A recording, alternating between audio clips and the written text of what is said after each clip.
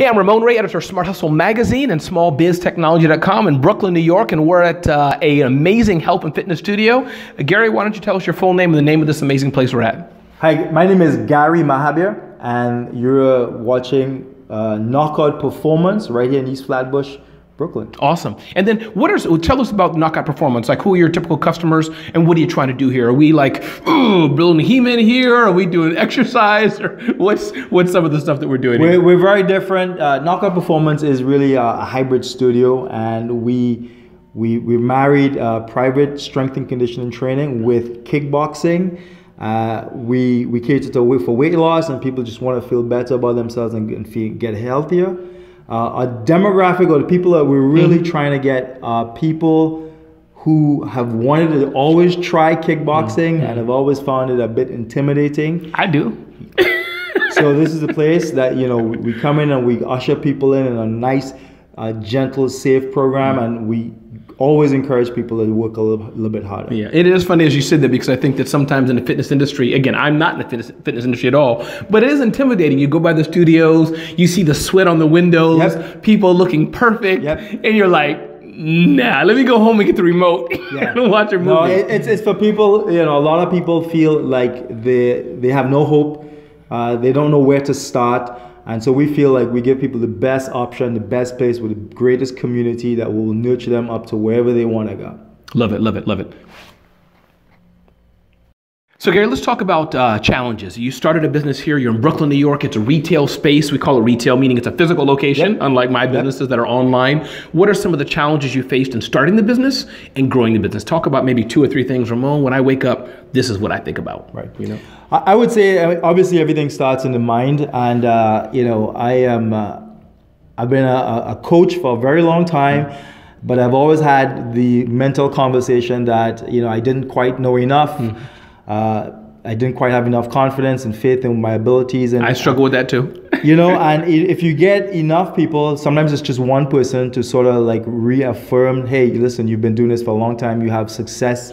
You have enough, if you have enough small successes, then you can look at that objectively and you can say, you know what, I do have what it takes.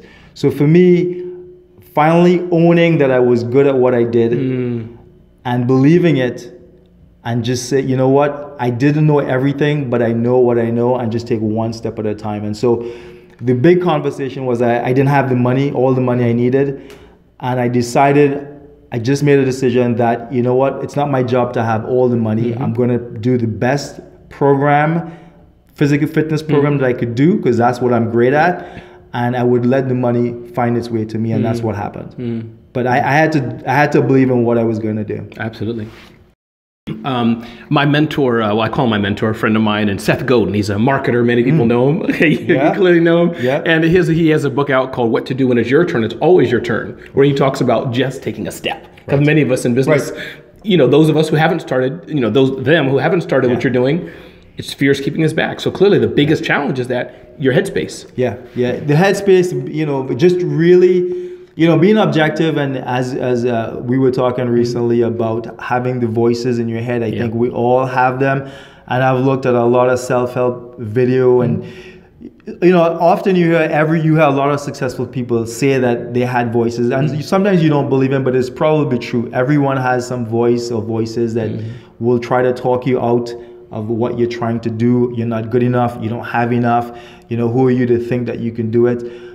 So I just made a decision. Maybe I'd heard it enough times to know that, well, this is not true. And I really did look at my small successes up until that point, and that gave me evidence that I could take one step and then take another step and take another step. And the truth is, that's how we teach fitness. When people walk into the studio, you know, they can't do everything, but they can do one thing. That's right, one step at a time. So it's one step at a time. Yeah.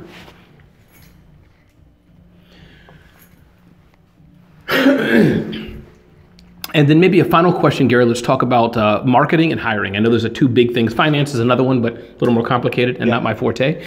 But hiring, what have your challenges been, and what have our lessons learned? Really is the question. But challenges, but what can we learn from you regarding hiring? I mean, you don't want to build this business to be here 24 hours a day. You want to go family, have fun, do other things in the business. So hiring, what have you learned? What are some of the challenges been, and what can you advise us about hiring? I would say, you know, hiring is very new to me, of course, because I have been my own self as long as I've been myself. Sure. So understanding what I wanted to get, what I wanted the business to look like, you know, having a philosophy for the business, I think that's important. I know some people call it the ethos, whatever you want to call it.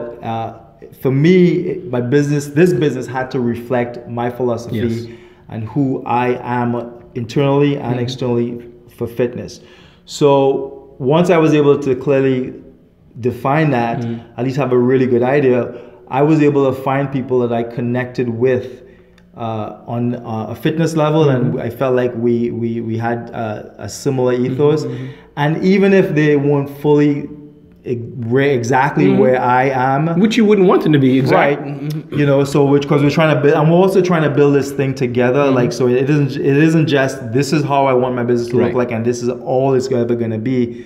But I needed to find people that had felt the same way I felt, and then once we connected on a personal level, I have to like you and they have to like me. You're going to be working for X hours a day. You better like the person. So because of the size of the business, I needed to like the person. I need to be friendly. The person needed to be friendly. They need to be able, they had certain attributes. They smiled. They were friendly. They were happy, generally optimistic on a basic level. Then I felt like you know, we can teach them anything else technically, anything in fitness, and we can always teach that.